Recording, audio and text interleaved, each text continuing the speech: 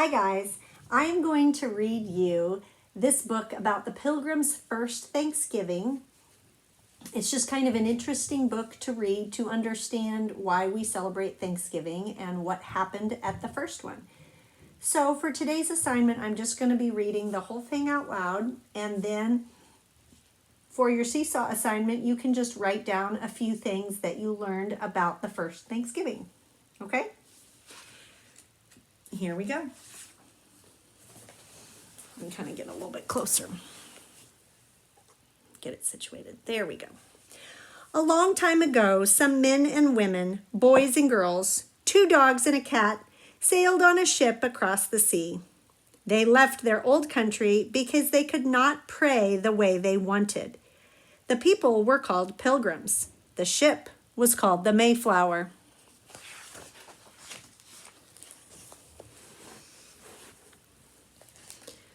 The Mayflower was as big as 2 trucks, but it was not big enough.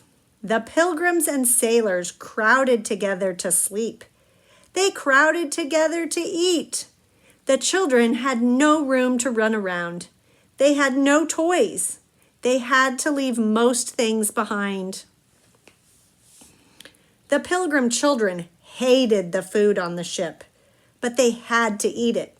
There was nothing else, nothing but the same old salted beef or fish, nothing but the hard, dry biscuits, the little bit of cheese, a little bit of butter. After a while, the food turned bad, and there was not enough water for drinking or washing. See, so they couldn't sit at the table and be like, "Where's the chicken nuggets, Mom? Where's the ketchup?" They had to eat whatever they were given, and then even that spoiled. It was rotten. How awful. The children couldn't sleep in warm, cozy beds. They slept on the hard, cold floor of the ship. They slept in the same clothes they wore every day. Their clothes got torn and dirty and smelly. There's no way to wash them, was there? Day by day, things got worse. Storms came. The wind blew hard, and the waves tossed the ship about. The Mayflower rolled and creaked in the stormy sea. The rain soaked the ship. The rain poured on the pilgrims. They were cold and wet. Many of the pilgrims got sick. Would this terrible voyage ever end? They prayed for the day they would see the land. Sounds pretty rough, doesn't it? They had sailed away in warm September. Now it was cold November. They had been on the Mayflower for 2 months and 3 days. The next day, they saw dry land. They were very happy, but they were scared too. What kind of land was this? There were no houses, no stores, no people to greet them. Only an empty, white, sandy beach with trees and bushes behind it.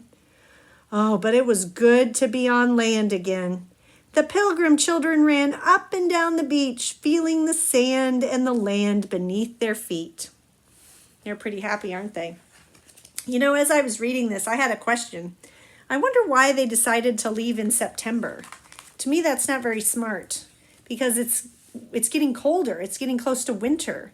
I would have left in late spring because you have all summer, you know. I don't know why they left then. It's not a very smart time because here it is winter, see? Not a good time to not have a house. Winter was coming. The Pilgrims had to find a safe place for all of them to live. Every day, a group of pilgrims searched the wild countryside. At last, they came to a place with running brooks and rivers and good land for planting. It was a good place to build their town. They called it Plymouth. Now, do you see why they picked a place with running water? Running water is usually fresh water, so they can drink it, they can wash with it, there's food in it.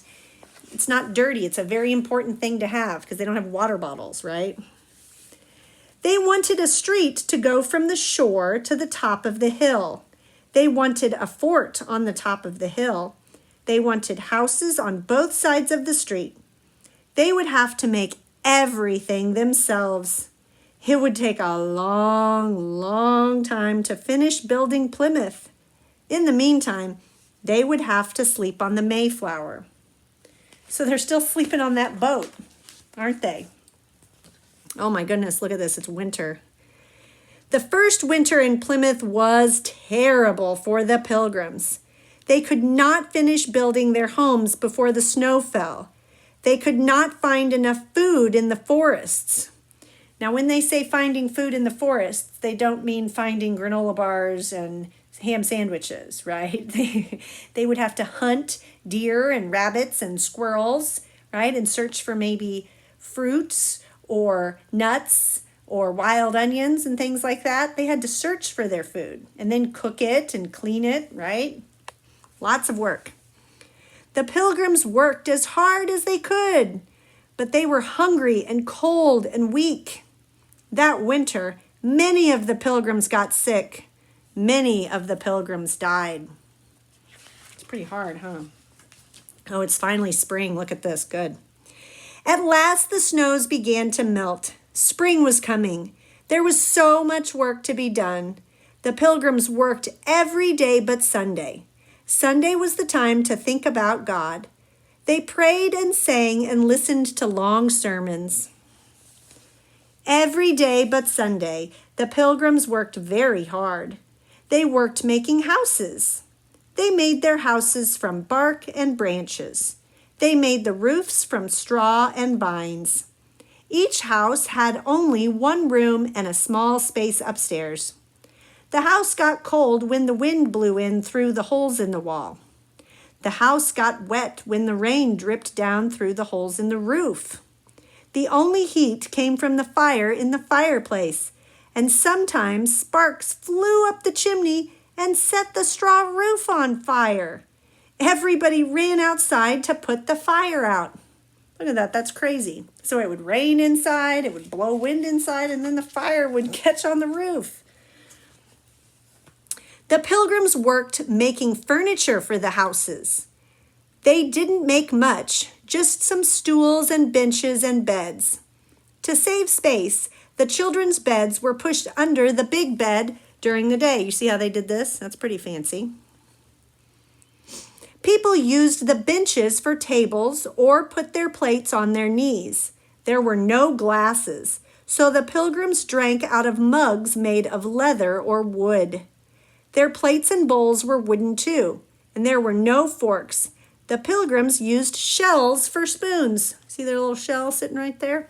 That they probably got from that brook, you know, the running water. The only iron things in the house were the iron pots and pans. One big iron pot was used for boiling the stew or making the candles or making the soap. The Pilgrims worked planting their gardens. Each family planted a small garden with seeds brought over on the Mayflower. Well, that was smart. They brought the seeds instead of like packing a lunch, you know, and they can plant it. The Pilgrims made a good friend who helped them. His name was Squanto. Squanto was one of the people who had lived near Plymouth years before the white men came. He taught the Pilgrims everything about the land he knew so well. So see, he's a Native American or an Indian, right? He lived there and he's helping them. He took the Pilgrims to the rivers and showed them where to fish, where the fish swam, and the best ways to catch them. He took the Pilgrims to the forest and showed them where to find the deer and turkey and how to hunt them. He showed the Pilgrims where the wild plants grew, the ones that were good to eat and the ones that were good for making medicines. And he showed the Pilgrims the best way to plant corn. Well, it's a good thing he came around, right? He helped them a lot. Squanto lived with the Pilgrims for the rest of his life. The Pilgrim children loved him and followed him everywhere. He taught them stories and Indian words. He taught them how to make traps and how to skin animals. The children learned many things from Squanto. There was no real school that first year in Plymouth. The children learned reading and writing from the Pilgrims who knew how. And the children learned other things at Plymouth. They learned good manners. At mealtime, good manners meant eating standing up and eating with their hats on and not speaking unless a grown-up spoke to them first. Those are interesting rules, aren't they? It's a little different than things today. The Pilgrim children learned to work hard, just as hard as the grown-ups. They had to watch the cornfield and shoo away birds and animals. They had to make the big roasts and turkeys. Look at the children working the fire. They sat near the hot fire and turned the stick that turned the roast. That job took most of the day. They just sit there and turn that stick over and over to roast that pig or whatever it is. They had other special jobs too. They had to make mattresses for sleeping. They stuffed pine needles or rags or feathers into big bags. They walked miles to gather grasses for the roofs of the houses. They dug clams out of the mud and picked black mussels from the rocks in the water. See, they didn't have time to just sit around and play games, did they? Because if they didn't, they weren't going to have a bed to sleep on or food to eat. Every day they cooked and served, and they helped with the washing and the making of the soap and the making of the candles. Everyone worked harder than they ever worked before. They worked from morning until night, but no one wanted to give up and go back. And when the Mayflower sailed back to England in April, there was not a single pilgrim on board. Well, they all decided to stay, even though it was really hard. Summer. By summer, 7 houses were finished and more were being built. The gardens were bursting with vegetables. The corn was growing tall. The Pilgrims met more friendly Indians who lived nearby. Their new friends showed the children where to find nuts and where the wild fruit grew. The Pilgrims and the Indians made flour, baked cornbread, and ate together. Summer was the best time for the Pilgrims. There was plenty for all to eat, and there would be plenty when winter came. No one would go hungry. The Pilgrims wanted to celebrate. Oh, this is Thanksgiving. Look at all this. The first Thanksgiving in America lasted 3 whole days. From the forests, the Pilgrims got wild turkeys, geese, and ducks, and the Indians got 5 deer. And from the waters, they caught lobsters, clams, oysters, and pounds of fish. And from the gardens, they gathered cucumbers, carrots, and cabbages, turnips and radishes, onions and beets. Corn was cooked in many ways. There was popcorn, too. There were wild fruits for dessert. Thanksgiving was a time for eating and for sharing. So see, they're celebrating their new friends, and they're celebrating all the work they did and that they are not hungry, because they were so hungry and they had a hard time before.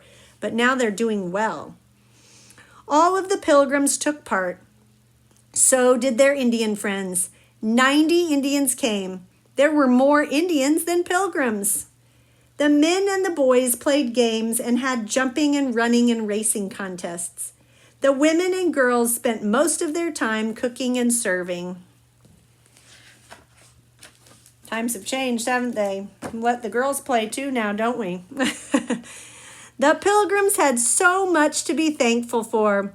The long, hard, terrible year was over. They gave thanks for good friends, new homes, and plenty of food. They gave thanks for the new life they had begun in Plymouth. Okay, so that is just the story of the history of the first Thanksgiving, right? That is how it happened, how the Pilgrims came over, their hardships, how they made friends with the Native Americans and how much they helped them, and then how they celebrated. So think about a few things that you learned while listening to this book, and write down 1 or 2 things you learned about the first Thanksgiving to show that you were a good listener during this book. Okay?